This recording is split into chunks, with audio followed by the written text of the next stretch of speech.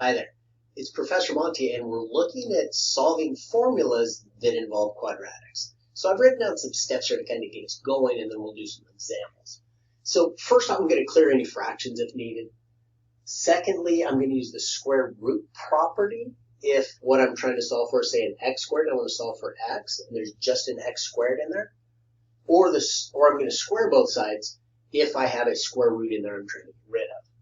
Now, if both the variable and its square, for instance, r and r squared, are both in the problem and I'm trying to solve for r, I have to set that equal to 0 and use the quadratic formula.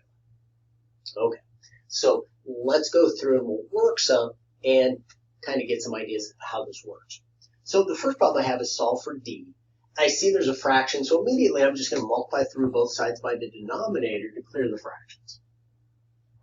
And I want to keep this in alphabetical order. So on the left side, I'm going to say ad squared. You could say d squared a. Remember, multiplication is commutative. It doesn't matter. So over here, I get b plus c. And remember, I'm trying to solve for d. I want to get that by itself, so let's divide by a to get rid of the a. And anytime we have, like, for instance, here, the capital D squared, I'm trying to solve for d, and there's only the d squared but not the d, I'm trying to isolate that d squared so I can take the square root of both sides. So now the a's cancel out. I get d squared equals b plus c over a. And now I can take the square root of both sides. Remember, I can take the square root of both sides as long as I say plus or minus on one of the sides. And I get d equals plus or minus the square root of b plus c divided by a. I'm going to leave my answer that way. If your instructor, or if in the back of the book it wants you to rationalize the denominator, you'd multiply top and bottom by the square root of a. It looks uglier than this answer. I'm just going to leave it that way. Okay, so solve for f. We see f is way over here. And it's inside a square root, which I'm going to want to have to square both sides to get rid of that square root. But I have this 3 plus here. Remember, if I have addition or subtraction, and I have two terms, I can't just square this side and distribute a square across addition or subtraction. It's not just this squared plus this squared. I'd actually have to do two of these and FOIL it out. It's going to be even worse, and I'm not going to get rid of the square root. So I'm going to subtract 3 first here to get that square root all by itself. So I have r minus 3 equals the square root of l minus 2f. Now I can square both sides. So I get r minus 3 squared. Do we want to FOIL that out? What do you think? Let's see. R minus 3 squared. We'll just leave it there for now. Equals L minus 2F. Again, I'm trying to get the F by itself. I'm going to go ahead and multiply that out. Remember, it's R minus 3 times R minus 3. We'll squeeze it in right here so you can see what it is. Hopefully you remember the formula. It's just R squared minus 6R plus 9. But it's R squared minus 3R minus another 3R plus 9. So I'm FOILing that out, and this is where the minus 6R came from. Anyway, hopefully you can do that in your head. It's this squared, and then these two multiplied, you get 2 of them, so minus 6. Anyway, and this side's just L minus 2F. I'm trying to get the F, so I'm going to subtract the L.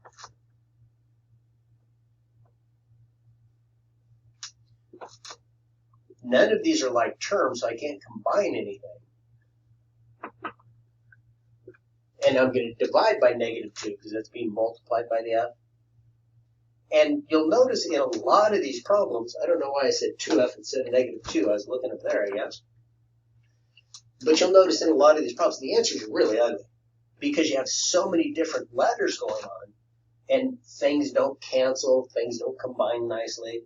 So this one's just r squared minus 6r plus 9 minus L divided by negative 2. And again, sometimes what they'll do is they'll multiply top and bottom by negative 1 to make that a positive 2 and just change all the signs on the top. Again, it's a preference thing. Either way would be the correct answer. All right, and this is what I was talking about in step 3 over here. When I'm trying to solve for k, and I have both a k and a k squared, I need to set it equal to 0 and then use the quadratic formula. So I'm going to subtract this h from both sides. And at the same time, I'm going to put it in descending powers of the k. So I'm going to go bk squared plus 3k minus h equals 0. Now I'm going to use the quadratic formula.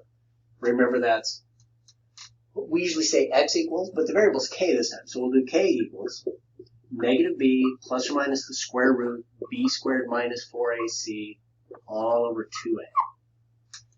And then let's be careful here. A is this term. So in this case, A is b, b is 3, and c is negative h. And I just plug it in. I'm not going to be able to simplify much. So I get k equals negative, well, b was 3, so negative 3, plus or minus b squared, which is 3 squared, minus 4 times a is b, and c is negative h. All over 2 times a, remember a was b. And so when I multiply and simplify this stuff, I get negative 3 plus or minus 9. These two negatives cancel to a positive. 4bh all over 2b. That's as far as I can go. But I have solved for k. I have k by itself. There's no k's over here in the answer.